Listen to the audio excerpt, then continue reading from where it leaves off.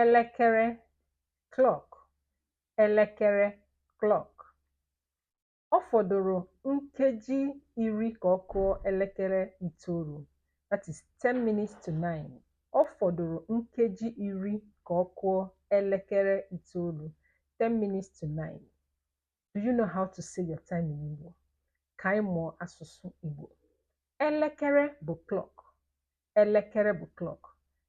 Nkeji bụ minutes. Nkeji minutes. Tịnkọm tịnkọm bụ seconds. Tịnkọm tịnkọm bụ seconds. Kedu ihe na-akụ n'elekere gị? Abịa n'elekere, o nwere nke a na-agba n'aka, that is wristwatch. Nwee nke a na-ekobe n'aja, wall clock. Nke a na-agba n'aka, wristwatch. Nke a na-ekobe n'aja, wall clock. Ka anyị mụọ asụsụ Igbo.